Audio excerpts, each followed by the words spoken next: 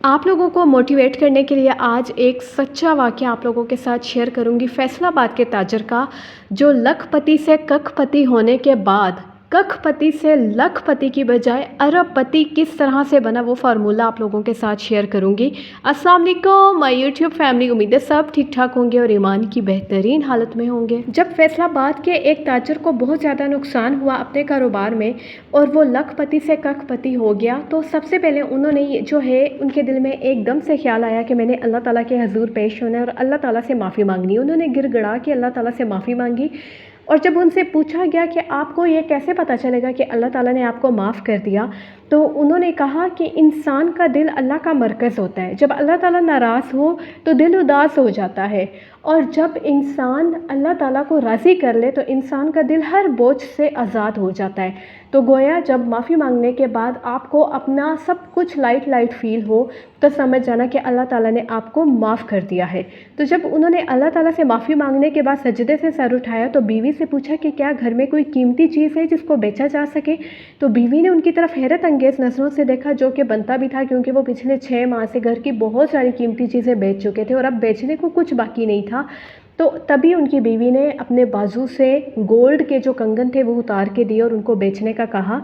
तो वो उन्होंने जो चूड़ियाँ थी वो ले जा के उन्होंने 22,000 में बेच दी। 3,000 अल्लाह ताला की राह में खैरात किया। 19,000 लेके वो सूतर मार्केट चले गए और वहाँ 3 लाख का धागा ख़रीदा। 18,000 रुपया बयाना दिया और बाकी रकम के लिए 3 दिन की मोहलत दी। वो ताजर कहने लगे कि उसके बाद मैं बहुत सुकून की नींद सोया। गोया कि मैं 15 साल से कारोबार कर रहा था, लेकिन हर सौदे के बाद परेशान रहता था। नुकसान की फांसी हर वक्त मेरे दिल में फंसी रहती थी।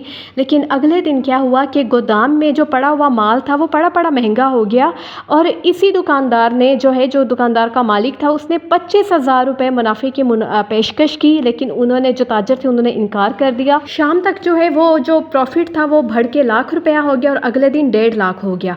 1.5 लाख में उन्होंने अपना जो भी प्रॉफिट था वो वसूल कर लिया। अब वो कहना ये चाह रहे थे कि 18,000 रुपया बयाना दे के उन्होंने 1.5 लाख रुपया मुनाफा कमाया। अब उस 1.5 लाख में से उन्होंने क्या किया कि 10,000 रुपये खैरात की और 2,000 रुपये का खाना ले लिया और अगले दिन ही 5 लाख का तैयार कपड़ा ख़रीदा। अब 1 लाख रुपया जो था उन्होंने दिया क्या कहते हैं एडवांस में, और बाकी के लिए 3 दिन की मोहलत मांग ली। अब इस दौरान क्या हुआ कि एक जीन्स बनाने वाली फैक्ट्री ने इनके साथ कॉन्ट्रैक्ट कर लिया और 6 माह तक इन्होंने उनको कपड़ा सप्लाई करना था, वो एडवांस इनको पेमेंट कर दिया करते थे और ये उन्हें माल सप्लाई कर दिया करते थे, और 6 माह तक इन्होंने ये सर्विस उनको दी और इस तरह से 1 माह के अंदर अंदर ये अपने पैरों पे खड़े हो गए।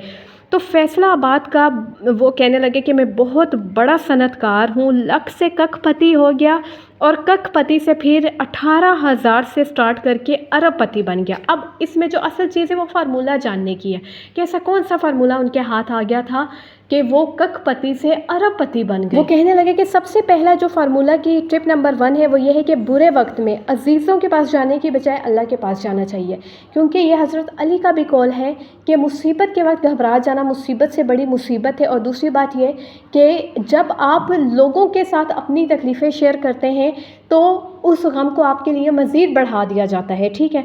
तो जब आप अल्लाह ताला के हजूर पेश होते हैं तो अल्लाह ताला आपकी सारी मुश्किलात जो हैं उनको आसान कर देते हैं।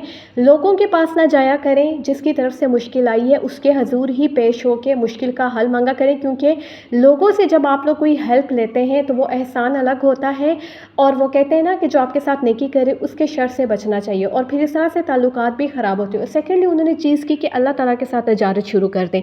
जितना भी आप कमा रहे हैं उसमें से 1%, 2%, 3% या हद 10% लाजमी अल्लाह ताला की राह में दिया करें। जब आप अल्लाह ताला के साथ तजारत करते हैं तो उसमें आपको कोई भी नुकसान नहीं होता और आपके पास दुगना तिगना होकर लुटाया जाता है। और तीसरी बात यह कि वो कहते हैं कि मैं अपने होंठों पे सिर्फ 2 ही नामों का विर्द जारी रखता हूँ, एक अल्लाह और एक शुक्र। इसके अलावा मैं कोई तीसरा लफ्ज़ अपनी ज़ुबान से अल्लाह के लिए गलत उसमें या किसी गिले शिकवे के फॉर्म में नहीं निकलने देता। मैं सिर्फ अल्लाह के हजूर अल्लाह और शुक्र का लफ्ज़ निकालता हूँ, शुक्र अल्हम्दुलिल्लाह पढ़ता हूँ। तो समझने वालों के लिए और हदायत पाने वालों के लिए ये बहुत बड़ी मिसाल है, ये जो सच्चा वाक़या है फैसलाबाद के ताजर का।